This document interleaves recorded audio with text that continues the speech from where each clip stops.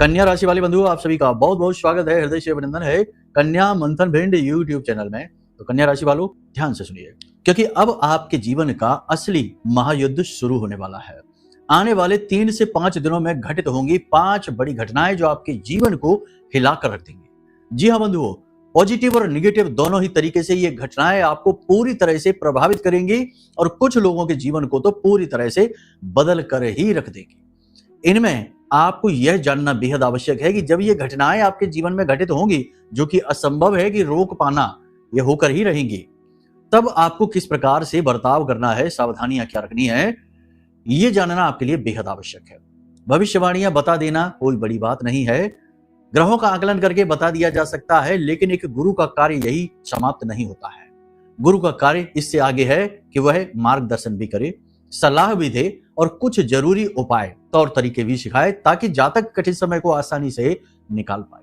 यही कार्य आज के इस कार्यक्रम में हम आपके लिए कर रहे हैं। जय माई की बंधु, गुरुदेव ने अपने साधना बल से महाशक्तिशाली पूर्ण रूप से जागृत रक्षा कवच का निर्माण किया है। यह रक्षा कवच आपकी कुंडली के सारे दोषों का नाश करता है, हर प्रकार के तंत्र मंत्र व पितृ दोष को समाप्त करता है, साथ ही शत्रुओं से भी मुक्ति दिलाता है और जातक को माँ बगलामुखी की छत्रछाया में बिल्कुल वैसे ही बचा कर रखता है, जैसे एक माँ अपने छोटे से बालक को अपने आंचल में छिपा कर रखती है। याद रखना बंधुओं, ये कवच कोई चीज नहीं है, ये तो माँ बगलामुखी की पवित्र ऊर्जा है, जो गुरुदेव ने अपने साधना बल से आपको प्रदान की है।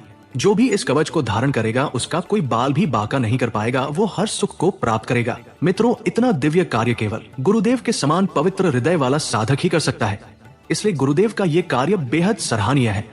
अब आपका कार्य है कि वीडियो में दिए गए नंबरों पर फोन करिए और अभी अपना रक्षा कवच अपने घर मंगवा लीजिए और माँ बगलामुखी की शरण में आ जाइए। ये एक सुनहरा अवसर है जो जीवन में केवल एक बार प्राप्त होता है, इसलिए इसे गंवाना नहीं है। जल्दी से फोन करिए, क्योंकि कवच बेहद सीमित संख्या में ही है। धन्यवाद। जय माई की।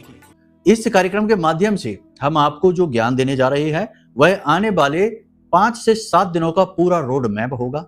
आपको पहले ही पता रहेगा कि आपके साथ क्या होने वाला है, किस प्रकार की घटनाक्रम कैसा परिणाम लेकर आएंगे, और उन्हीं के अनुरूप आप अपने निर्णय ले पाएंगे। और यह एक बहुत बड़ी ताकत है कि आप पहले से ही समझकर इस सिचुएशन को और निर्णय लेते हैं, और ऐसे निर्णय के गलत होने के चांस बहुत ही कम होते हैं। और जब इंसान लगातार ऐसे निर्णय लेता है जो उसे लगातार आगे बढ़ाते हैं, यानी कि सही और सटीक निर्णय, तो वो कर लेता है जो उसके जीवन का उद्देश्य है, यानी पूर्ण सफलता को हासिल करना, पूर्ण सुख और वैभव को हासिल करना, ईश्वर का प्रिय बनना। ऐसे ही लोगों को कहा जाता है भाग्यवान इंसान, और यही आप बनने वाले हैं। बस आपको इस कार्यक्रम को अंत तक देखना है। बंधुओं, कार्यक्रम बहुत ही मेहनत से, बहुत ही लगन के साथ हमने आपके लिए तैयार किया है। ग्रहों का सटीक आकलन है, साथ ही महामाई माँ बगलामुखी की कुछ अनुभूतियां भी हैं जो आपको बताई जाएंगी इस कार्यक्रम में। आपको उन्हें जानना बेहद आवश्यक है। साथ ही कार्यक्रम के अंत में 3 ऐसे उपाय, छोटी छोटी क्रियाएं जो प्रतिदिन आप कर सकते हैं, बहुत ही सरल हैं, लेकिन आपको इनके बारे में पता नहीं है। जब आपको पता चलेगा, आप करना शुरू करेंगे, और जब आप करना शुरू करेंगे इन क्रियाओं को, तो इनके परिणाम इतने ताकतवर हैं, इतने बड़े हैं कि आप इन्हें प्रतिदिन महसूस करेंगे। और किस प्रकार से महसूस करेंगे? अट्रैक्शन, आपका आकर्षण बढ़ेगा, आपका गुरुत्व बढ़ेगा, आप चीजों को आकर्षित करेंगे, लेकिन केवल शुभ चीजों को। लोग आपकी बातों को इग्नोर नहीं कर पाएंगे, सफलता आपकी ओर आकर्षित होगी, रुपए पैसे धन दौलत आकर्षित होंगे, विवाद जो भी चल रहे हैं वो समाप्त होने शुरू हो जाएंगे, उनमें गति आ जाएगी, और जो भी आप करना चाह रहे हैं उसका मार्ग प्रशस्त होगा। और यही तो हर एक व्यक्ति अपने जीवन में चाहता है, और यही आपको प्राप्त होगा। जो उपाय बताएंगे वो पूर्ण रूप से पौराणिक और वैदिक पद्धतियों पर आधारित है, यानी कि स्वयं ही सिद्ध हैं। इन्हें जानना, दैनिक जीवन में इनका प्रयोग करना बहुत आवश्यक है। आपको इन उपायों को जानने के बाद जब आप प्रयोग करना शुरू करेंगे, तो खुद ही आप इनके जो प्रभाव है वो महसूस करेंगे। कहने सुनने की ज्यादा आवश्यकता है ही नहीं। कहा जाता है ना कि हाथ कंगन को आरसी क्या, पढ़े लिखे को फारसी क्या। तो वही है कि यहाँ पर तो परिणाम ही अपने बारे में बताएंगे, प्रामाणिकता के बारे में। उम्मीद करते हैं सारी बातें आप समझ रहे हैं, लेकिन सबसे महत्वपूर्ण चीज वो है हमारा भाव। जब तक आप धर्म को नहीं अपनाएंगे, जब तक आप आध्यात्मिकता को नहीं समझेंगे, जब तक आप इस संसार में व्याप्त माया को नहीं समझेंगे, तब तक आप कभी सुखी नहीं हो सकते। लाखों करोड़ों रुपए भी आ जाएंगे, जीवन में ऊंचाइयां भी छुएंगे तब भी व्याकुल रहेंगे, व्यथित रहेंगे, क्योंकि आप माया को नहीं समझ रहे हैं, इस संसार के असली स्वरूप को नहीं समझ रहे हैं। वो स्वरूप क्या है? आध्यात्मिकता की एक छोटी सी झलक इस कार्यक्रम के माध्यम से आपको आज देखने को, जानने को मिलेगी। हमारे अपने अनुभव भी हम आपको बताएंगे। बहुत ही ज्ञानवर्धक, बहुत ही अनुभवशील और बहुत ही आवश्यक समय अनुरूप कार्यक्रम है। इसे इग्नोर करना, छोड़कर चले जाना बिल्कुल वैसा ही है जैसा हमारे गांव देहात में कहावत कही जाती है कि जिस डाल पर बैठे उसी को काट डाला, या फिर अपना पांव कुल्हाड़ी पर खुद ही मार लिया, ऐसा है ना। क्योंकि अच्छी चीजों को छोड़ना तो मूर्खता का कार्य है ही। कहने का मतलब यह है कि कार्यक्रम में अंत तक ठहरिए, कुछ मिनट आपके जीवन के जरूर जाएंगे, लेकिन आपके जीवन की वर्षों वर्ष और आने वाला समय और काल बन जाएगा, इस बात की गारंटी है। चलिए महामाई को याद करते हैं, महामाई को आभार व्यक्त करते हैं। कमेंट बॉक्स में पूरे भक्ति भाव के साथ माँ को याद करते हुए, माँ को याद कर रहे हैं, ये महामाई हैं, सबकी माँ है, तो उन्हें याद करते हुए लिख डालिए, जय माँ बगलामुखी, कृपा करो। माता रानी आपका निश्चित कल्याण करने वाली हैं, तभी आप इस कार्यक्रम को देख रहे हैं। भाव यदि गहरा है तो कमेंट बॉक्स में लिखिए कि मैं भी माई के परिवार का हिस्सा हूं। माँ बगलामुखी के परिवार का हिस्सा बनना बहुत बड़े सौभाग्य की बात है। हमारी आराध्य देवी हैं और इनका नाम हम आदर से लेते हैं, और हम चाहते हैं कि आप भी इनका नाम आदर से लीजिए। तो प्रेम से मन में याद करिए और बोलिए, हे महामाई माँ बगलामुखी, हमारे जीवन के सारे कष्ट, सारे दुखों को दूर करिए और हम आपकी शरण में हैं, हमें स्वीकार करिए। इस प्रकार से मन में माई को आभार व्यक्त करिए। यह भाव ही महत्वपूर्ण है, चीजों का कोई मोल नहीं। और हम और आप महामाई को दे ही क्या सकते हैं? कुछ भी नहीं, हम तो खुद ही याचक हैं। आप हमारी बातों को समझें या ना समझें, लेकिन कार्यक्रम में अंत तक जरूर ठहरें। जैसे जैसे हम आगे बढ़ेंगे आपको चीजें समझ में आने लगेगी। फिर भी यदि आप समझ नहीं पा रहे हैं चीजों को और आपको लगता है कि फालतू की बातें हो रही हैं, समय खराब हो रहा है, तो विनाशकाली विपरीत बुद्धि, कोई कुछ नहीं कर सकता है। अभी और समय लगेगा, तब आपको ये चीजें, अध्यात्म समझ में आएगा, माँ का भाव समझ में आएगा। उम्मीद करते हैं सारी बातें समझ ली हैं। अब अपने मूल विषय को शुरू करते हैं। जय माई की। बंधुओं, ज्योतिष और तंत्र विद्या के क्षेत्र में आचार्य अमित एक जाना माना नाम है। पूज्य गुरुदेव के साधनाओं और ज्योतिष विद्या के अनुभव बेहद दिव्य है। जी हाँ, पूज्य गुरुदेव ने जिसकी भी कुंडली का विश्लेषण किया और कुंडली के अनुसार उसे सटीक उपाय व महामाई माँ बगलामुखी की विशेष कृपा दी, उसके जीवन में सकारात्मक बदलाव तो आए ही है। फिर चाहे समस्या कितनी ही कठिन क्यों ना हो, समाधान तो अवश्य हुआ है। अब ऐसे में यदि आप भी अपने जीवन की किसी बड़ी समस्या से जूझ रहे हैं, जैसे कि कर्जा बढ़ता ही जा रहा है, काम धंधा और व्यापार सब रुक चुका है, रिश्ते नातों में तनाव हद से ज्यादा बढ़ गया है, पूरा जीवन ही नकारात्मकताओं से भर गया है, तो ऐसे में यही सही समय है जब आप श्रेष्ठ गुरु से मार्गदर्शन प्राप्त करें और जीवन के अंधकार को समाप्त कर दिव्य प्रकाश की ओर कदम बढ़ाएं। वीडियो में दिए गए नंबरों पर तुरंत संपर्क करिए और अपनी कुंडली का विश्लेषण व समाधान पूज्य गुरुदेव के द्वारा करवा लीजिए। देर ना करें, आपके देवी देवताओं के आशीर्वाद से ये मौका खुद चलकर आपके पास आया है, इसे गंवाना नहीं है। अभी फोन करें और गुरुदेव से मार्गदर्शन प्राप्त करें। महामाई आपका कल्याण करें। धन्यवाद। भविष्यवाणियों की चर्चा करेंगे। 5 बड़ी भविष्यवाणियां हैं, ध्यान से सुनिए। ये आपके जीवन की चर्चा है। एक आध 2 बातें हो सकता है मैच ना हो, लेकिन अधिकतर आपकी बात आपके जीवन पर मैच करेंगी। आपको अनुभव होगा कि आपके ही बारे में बात हो रही है। सबसे पहला, मेहनत थोड़ी ज्यादा करनी पड़ेगी, यानी कि ये समय और काल है जिसमें आप कुछ करने की कोशिश कर रहे हैं, कुछ बनाने की कोशिश कर रहे हैं, अपने सपनों का पीछा कर रहे हैं, अपने उद्देश्य को तलाश रहे हैं। और ये कोई आसान काम तो है नहीं कि हाथ पर हाथ धरे बैठे हैं मजे से सोफे पे टीवी देखते देखते और हम बड़ा लक्ष्य हासिल कर ले। अरे नहीं साहब, जीवन भर का तप लगता है, बहुत मेहनत, बहुत स्ट्रगल, बहुत दिमाग खपाना पड़ता है। और यही आप करेंगे आने वाले 5 से 7 दिनों में। अभी भी कर रहे हैं, लेकिन अब आप इसकी तीव्रता और बढ़ाएंगे। अपनी सहज ज्ञान और अपनी बुद्धि का आप पूरा निचोड़ निकालेंगे। समय को बिल्कुल भी बर्बाद नहीं करेंगे, व्यर्थ के ख्यालों को दिमाग में जगह नहीं देंगे, एकाग्र रहेंगे। और ये बहुत अच्छी बात है, समय की मांग है। एकाग्र चित्तता एक वरदान है और ये आपको मिल चुका है। इसका पूर्ण प्रयोग करिए, ठीक है। दूसरा, अपनी कमजोरी को किसी को भी उजागर नहीं करना है। आपकी कमजोरियों पर जब दूसरों की नजर पड़ती है ना, तो लोग उसे छोड़ते नहीं हैं, उसका पूरा लाभ लेना चाहते हैं। मानकर चलिए कि आपके पास पैसे आ गए और आपने लोगों के सामने जाकर खुशी खुशी, आप तो भोले भाले हैं, आपको नहीं पता कि लोग क्या सोचते हैं आपके बारे में, आपने खुशी खुशी जाकर लोगों को बता दिया कि अब तो आपका काम बहुत अच्छा चल रहा है, अब तो आपकी इनकम बहुत अच्छी हो गई है, समझ लो आपने अपने लिए गड्ढा खोद लिया। आधे लोग तो ऐसे हैं जो तुरंत नाराज हो जाएंगे मन में, बाहर तो चेहरे मुस्कुराएंगे लेकिन दिल रोएगा उनका। और जो निगेटिविटी आपकी ओर भेजेंगे, ऐसी नजर लगेगी कि कुछ ही दिन में काम बंद हो जाएगा। और आधे से ज्यादा लोग ऐसे होंगे जो ये सोच रहे होंगे कि इससे पैसे कैसे लिए जाए, कैसे इसका उपयोग किया जाए, यानी इमोशनल जाल बिछाएंगे आपके लिए और आपकी भावनाओं से खिलवाड़ करते हुए आपके पैसे को लूट लेंगे। पहले भी ये हो चुका है, फिर भी होगा आगे। इसीलिए कह रहे हैं कि जीवन में धनलक्ष्मी आने वाली है, पैसा आने वाला है। नौकरी, व्यापार सब बहुत अच्छा नहीं लेकिन ठीक ठाक चलेगा, संतुष्टिदायक रहेगा, लेकिन बखान नहीं करना है, अपनी कमजोरी को नहीं बताना है, ठीक है।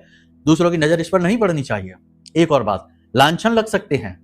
लांछन कैसे? विपरीत लिंगी के प्रति, अपोजिट जेंडर की ओर आप आकर्षित हो सकते हैं, तो ये नहीं करना है ना। देखो ये चीजें होती हैं, और जब ये चीजें होती हैं कि हमारा आकर्षण बढ़ जाता है एकदम से, कभी कभी ऐसा होता है, तो अपोजिट जेंडर के लोग हमारी ओर आकर्षित होने लगते हैं। तो हमें यहाँ पर दो ऑप्शन मिलते हैं, या तो हम बह जाएं भावनाओं में और अपने चरित्र को नीचे गिरा दें, या फिर हम अडिग रहें और अपने चरित्र को न गिरने दें और सामने वाले का भी मार्गदर्शन करें और उससे भी कहें कि ये सही नहीं है। अगर आप दूसरा रास्ता चुनते हैं तो आपने धर्म युद्ध में विजय प्राप्त की है।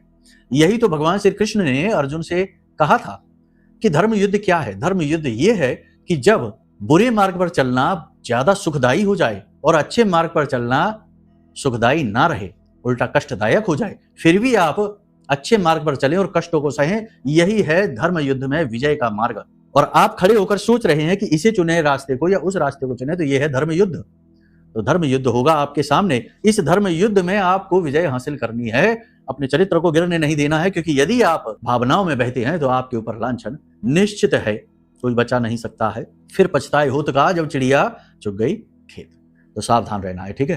देखो ये चीजें हम आपको बिल्कुल ऐसे बताते हैं जैसे आप हमारे सामने ही बैठे हैं, और हम भाव भी यही रखते हैं।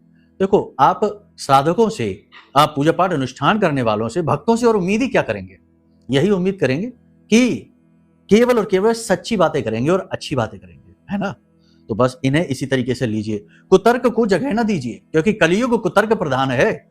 यहाँ भगवान के अस्तित्व पर ही लोग बातें कर रहे हैं, यहाँ राम भगवान को ही झूठा बताने में लगे हैं, यहाँ हनुमान जी को ही झूठा बताने में लगे हैं लोग। तो ये कुतर्क प्रधान समय है, तो यहाँ पर कुतर्की ना बनिए, ठीक है। इसी के साथ साथ एक चेतावनी, किसी की गारंटी जमानत नहीं लेनी है अगले 5 से 7 दिनों में। अगर आपने ले ली तो समझो कि आपने आफत मोल ले ली। आप परेशान हो जाएंगे, बहुत ज्यादा व्याकुल हो जाएंगे। कारण इसका क्या है? सामने वाला इंसान आपकी भावनाओं को नहीं समझेगा और आपका दुरुपयोग कर लेगा। तो बस किसी की गारंटी नहीं, किसी की जमानत नहीं, अपने काम से काम रखिए, सबसे अच्छा यही मार्ग रहेगा आपके लिए। एक और अच्छी बात है, आप अपने ऊपर गजब का नियंत्रण दिखाएंगे, सहज बुद्धि का सर्वोत्तम प्रयोग करेंगे और आप अपने दायित्व, अपनी जिम्मेदारियों को पूरी निष्ठा के साथ निर्वहन करेंगे। और यह बहुत ही अच्छी बात है, आपके ऊपर जो जिम्मेदारियां हैं, जो दायित्व हैं, जो काम आपको करने ही हैं, वे काम आप पूरी मेहनत, पूरी लगन के साथ करेंगे और बहुत ही उत्तम श्रेष्ठ स्थान प्राप्त करेंगे मान सम्मान के क्षेत्र में। लेकिन यहां पर भी नेगेटिविटी आ जाएगी। लोग आपसे तब भी प्रसन्न नहीं रहेंगे। जिनके लिए आप कुछ करेंगे वे ही लोग आपसे नाखुश हो जाएंगे, आपके बारे में बुरा भी सोचेंगे, कहें भले ही ना, लेकिन आपको महसूस हो जाएगा कि ये आपसे प्रसन्न नहीं है। यानी कि खूब मेहनत की, सब कुछ किया, उसके बाद भी आपको वो प्रेम, वो सम्मान प्राप्त नहीं होगा। लेकिन चिंता की बात नहीं है, आप अपनी नजरों में श्रेष्ठ हैं, आपका आत्मविश्वास बढ़ेगा। दूसरों के व्यवहार को देखकर मन व्यथित, दुखी जरूर होगा, लेकिन आप अपने आप को बहुत जल्दी संभाल लेंगे और अपने आत्मविश्वास को संजोएंगे, खुद के गुरु बनेंगे, खुद का मार्गदर्शन करेंगे, खुद के वैद्य बनेंगे। और ये बहुत जरूरी है, आपका ये दिव्य गुण है। देखिए दूसरे जब व्यथित, दुखी, परेशान होते हैं तो वो दूसरों को ढूंढते हैं कि किसी से सलाह लें, मशवरा लें, कोई बताए, कुछ हिम्मत बंधाए।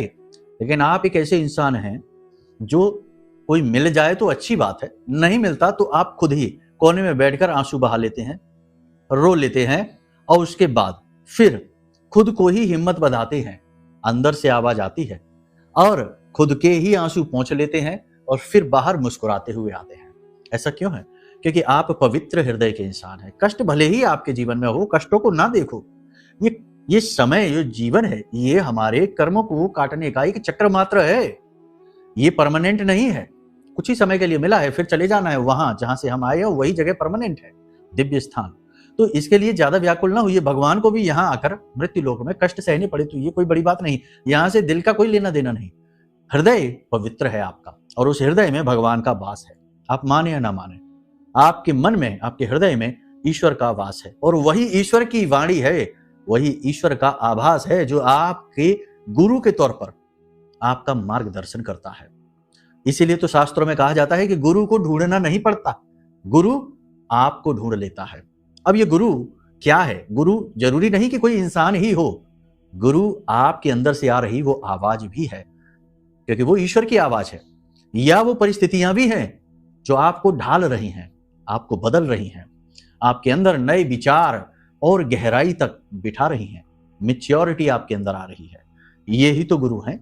तो आप इन चीजों को इतना हल्के में न लेना। दुखों का रोना, वैसे तो आप नहीं रोते हैं हर जगह, लेकिन फिर भी मन ही मन तो आपके मन में ये ग्लानि है कि आखिर क्यों आप ही व्यथित परेशान रहते हैं, दूसरे आपसे आगे निकलते चले जा रहे, आप ही क्यों वहां खड़े हैं। तो ये चीजें हैं ना, इनको इस तरह आप ना लीजिए, इसे ईश्वर की मर्जी विधान समझिए। आने वाला समय आपके लिए बहुत ही अच्छा है, लेकिन उसके लिए आपको आध्यात्मिकता को अपनाना पड़ेगा, धर्म को अपनाना पड़ेगा, शरणागत होना पड़ेगा, मैच्योर होना पड़ेगा। ठीक है, तो ये चीजों को आप समझ रहे हैं। अब अपने जीवन को सुनियोजित करेंगे, व्यवस्थित करेंगे, अपना मार्गदर्शन स्वयं करेंगे, किसी से सलाह मशवरा भी करेंगे, लेकिन सलाह मशवरा में भी आप अपनी बुद्धि, अपने विवेक को जागृत रखेंगे। तो जो सलाह दी जा रही है वे आपके काम की भी हैं कि नहीं, क्योंकि ऐसी सलाह पहले भी आपको बहुत मिली है और आपने धोखे भी खाए हैं इन सलाह के चक्कर में। तो सतर्क रहेंगे, ये बहुत अच्छी बात है, जरूरी भी है। अपने बौद्धिक बल का आप पूर्ण प्रदर्शन करेंगे। अब ऐसे में जरूरत है तो सावधानी की। देखो, जब सब कुछ सही चल रहा होता है तब भी आपको सावधान रहना पड़ता है। तो आपको सावधान रहने की, तो आपके जो सहकर्मी हैं, आपके जो अधीनस्थ हैं, आपके जो सहयोगी हैं, कार्यस्थल की बात कर रहे हैं, आपके जो मित्र यार हैं, ये आपके आसपास के सर्कल के लोग हैं और आपके परिवार के लोग हैं।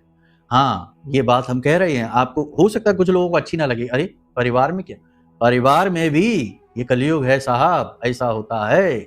यहाँ भाई को भाई से इतनी जलन हो जाती है, तंत्र मंत्र कराने से भी पीछे नहीं हटते। सावधानी, अलर्ट रहना बहुत जरूरी है ना। अपना सुरक्षा कवच बनाना बहुत जरूरी है। सुरक्षा कवच क्या है? देखो, जब कोई वायरस फैलता है बीमारी का, तो लोग बीमार होने लगते हैं, लेकिन कुछ लोग बीमार नहीं होते, उनकी इम्यूनिटी स्ट्रांग होती है, रोग प्रतिरोधक क्षमता। इसी प्रकार से नेगेटिविटी चारों तरफ फैली है, ये कलयुग है, नकारात्मक युग है। हर तरफ लोग एक दूसरे को, सामने अच्छा है, पीठ के पीछे बुरा कर रहे हैं। तो इतनी नेगेटिविटी से भला कोई अच्छा सच्चा इंसान कैसे बचे? तो उसके लिए उसका सुरक्षा कवच, अगर सुरक्षा कवच मजबूत है तो नेगेटिविटी आएगी तो जरूर, लेकिन उसे प्रभावित नहीं कर पाएगी। अब ये सुरक्षा कवच गहरी साधनाओं सिद्धियों से आप स्वयं भी बना सकते हैं, कोई बड़ी बात नहीं है। लेकिन यदि आप नहीं बना पा रहे हैं तो कोई बात नहीं है, हमने आपके लिए बनाया है। जी हाँ, एक साधक, एक गुरु का ये भी कर्तव्य है कि वह लोक हित में कार्य करे, लोगों को ऐसी चीजें दे जिनका वो जीवन भर, जीवन पर्यंत प्रयोग करे। जैसे पुराने जमाने में गुरु अपने शिष्यों से प्रसन्न होने के बाद उन्हें तरह तरह के हथियार, अस्त्र दिया करते थे। तो वो अस्त्र विनाश के लिए नहीं थे, वो अस्त्र थे उनकी सुरक्षा के लिए, ताकि वो सुरक्षित रह सके दुष्ट शक्तियों से। ऐसे ही आज के इस कलयुग में, जहां कोई अपना नहीं है, ऐसे युग में आपकी सुरक्षा बहुत जरूरी है। तो यही सोचकर, अब देखो, लाखों लोग को जरूरत है सुरक्षा की, सब तक हम नहीं पहुंच सकते, सब हम तक नहीं पहुंच सकते। माध्यम तो वो छोटा सा है, फोन नंबर, तो कवच पहुंच सकता है। तो हमने ये कवच आपके लिए बनाया है। इस कवच को आपको अपने घर मंगवा लेना है। थोड़ी सी दक्षिणा तो देनी ही होगी, क्योंकि चीजें जो इसमें प्रयोग हुई हैं उनके मूल्य है, लागत है, सहायकों ने मेहनत की है, लेकिन मंत्र और जागरण शक्ति हमारी है। मां बगलामुखी का श्रेष्ठ कवच है, इसे आप मंगवा लीजिए। इसका लाभ, इसका प्रयोग आपको तुरंत अपने साक्षात प्रमाण देगा। ठीक है, तो आप ये मंगवा सकते हैं, बहुत ही अच्छा है ये आपके लिए। बाकी आप अपने ऊपर कार्य करिए, अपने सद्गुणों को बढ़ाइए, एकाग्रता को बढ़ाइए, पूजा पाठ, अनुष्ठान, ध्यान आदि में अपनी रुचि को बढ़ाइए, इससे भी आपकी इम्यूनिटी बढ़ेगी। ठीक है, जोड़ों में आपके दर्द रह सकता है या किसी प्रकार की चोट लग सकती है, कफ वात से जुड़े हुए रोग आपको परेशान कर सकते हैं, हृदय की गति बढ़ सकती है, शुगर वाले पेशेंट हैं वो परेशान हो सकते हैं, शरीर का ताप बढ़ेगा। ठीक है, बुखार, सुस्ती, थकावट रहेगी काम की अधिकता की वजह से। पानी आपको अधिक पीना है और अपने खाने का, अपने भोजन का विशेष ख्याल रखें। हल्का सुपाच्य भोजन लेना है। तली हुई चीजें, भारी भोजन और फास्ट फूड आदि से थोड़ा सा दूर रहें। ये 5 से 7 दिनों की चेतावनी है। वैसे तो ये ऐसी खराब चीजें कभी भी नहीं खानी चाहिए, लेकिन अभी फिलहाल इसके लिए बहुत ज्यादा सावधान रहें, ठीक है। पेट खराब हो सकता है, तबीयत ज्यादा खराब हो सकती है और भी नाना प्रकार के रोग परेशान कर सकते हैं। अब संपत्ति का जो विवाद कोई है यदि आपका चल रहा है तो विवाद बढ़ जाएगा, मामला और उलझ जाएगा और स्थिति गंभीर भी हो सकती है। अपनों से ही युद्ध हो सकता है, जैसे कि अर्जुन का अपने ही भाई बंधुओं के साथ हो गया था, है ना। शास्त्र में जो चीजें बताई गई हैं वो कोई कहानी नहीं है, वे पहले घट चुकी घटनाक्रम हैं। और वे घटनाक्रम क्यों लिखे गए हैं कहानी के तौर पर, ताकि हम सीख सकें कि ये तो रिपीट होती रहेंगी चीजें। तैयारी रखनी है, मानसिक तैयारी, ठीक है। किसी का बुरा नहीं करना है, किसी के लिए मन में बुरा सोचना भी नहीं है, बस अपने लिए अच्छा सोचना है, अपना अच्छा करना है ना। ये मानसिकता रखनी है। जब हम ये कहते हैं कि नेगेटिव है पूरा संसार, तो इसका मतलब ये नहीं है कि सभी नेगेटिव, सभी बुरे लोग हैं, अच्छे लोग भी हैं, लेकिन बहुत कम है चुनिंदा। अब ऐसे में आपको सबके लिए बुरा नहीं सोचना है, सबका अहित या सबके लिए उल्टी सीधी भावनाएं मन में नहीं रखनी है, वो आपका काम नहीं है। आप बस अपने लिए अच्छा सोचिए, अच्छी भावनाएं रखिए, अपने आप से प्रेम करिए और सबसे ज्यादा प्राथमिकता आप अपने आप को दीजिए। स्वार्थी बन जाइए, यही है, यानी स्व का अर्थ खोजिए। जब जन्म अकेले लिया और जाना भी अकेले ही है, तो ये जो जीवन की यात्रा में जो लोग जुड़े हैं ना, ये सिर्फ आपके सहयोगी मात्र हैं, ये आपके सच्चे परिकर नहीं है। सच्चा परिकर तो ऊपर जहां से आप आए हैं और जहां आप और हम जाएंगे वहां हमारा इंतजार कर रहे हैं, है ना। ये सहयोगी मात्र है, तो ज्यादा मोह नहीं, ज्यादा इनसे चिपकना नहीं मन से, है ना। ये चीजें समझाने वाली है, समझने वाली हैं, इनको आपने समझ लिया। अब बात करते हैं वो 3 क्रियाओं की, उपायों की, जिन्हें आपको प्रतिदिन करना है। माँ तुलसी का पत्ता, वृंदा देवी हैं, बहुत ही पवित्र है। कहा जाता है कि जिस घर में नेगेटिविटी जरा सी भी आती है तो पहले तुलसी का पौधा सूखता है, क्योंकि वो नेगेटिविटी को सोख लेता है, ढाल बन जाता है। इसीलिए हमारे यहाँ हिंदुस्तान में, वैदिक परंपरा में, हर एक हिंदू के घर में तुलसी का पौधा अवश्य होगा। कोई और पौधा हो या ना हो, लेकिन तुलसी का पौधा अवश्य होगा। इसीलिए तो है, ताकि नेगेटिविटी से बचाया जाए। घर के केंद्र में, ब्रह्म स्थान में लगाया जाता है, ताकि पूरे घर को सुरक्षित करे, एक दायरा बनाकर। अब तो लोग ना जाने कहां कहां रख देते हैं। खैर, तो ये आपको क्या करना है कि जब भी आप घर से बाहर निकले, तुलसी का एक पत्ता छोटा सा तोड़िए, माई से अनुमति लेकर। ऐसे नहीं कि गए और तोड़ा और ले लिया, नहीं, हाथ जोड़कर माई से निवेदन करिए कि माँ, हम आपसे आशीर्वाद स्वरूप एक पत्ती लेना चाहते हैं। ये पत्ती आपको लेनी है। और जब आप घर से बाहर निकल रहे हो उस समय, क्योंकि अब आप जा रहे हैं संसार में, घर पवित्र है, संसार में तमाम अपवित्रताएं हैं, नकारात्मकताएं हैं, उनसे बचना है। तो ये जो तुलसी का पत्ता है, इसे अपनी जुबान पर रखना है, चबाना नहीं है, निगलना नहीं है, इसे बस मुख में थोड़ी देर के लिए रख लेना है, प्रेम समझकर, माई का, है ना। तो आपने ये क्रिया कर ली। दूसरी क्रिया आपको ये करनी है कि एक पंच इत्र तिलक बनाइए, बहुत आवश्यक है। इत्र का सीधा संबंध माता लक्ष्मी से है, दैवीय शक्तियों से है। हम जब भी पूजा करते हैं तो पूजा में हम जो भगवान को सामग्री चढ़ाते हैं उसमें इत्र भी चढ़ाते हैं, इत्र भी लगाया जाता है पूजा पाठ में। ये इत्र का संबंध दैवी शक्तियों से है, सीधा माता लक्ष्मी से है और शुक्र से है, जो धन का कारक है। शुक्र अच्छा नहीं तो धन है ही नहीं, करियर है ही नहीं, ऐसा है। तो ये इसका, ठीक है। तो आपको 5 प्रकार का इत्र चाहिए। सबसे पहले गुलाब, फिर बेला, फिर चंदन, फिर नाग चंपा।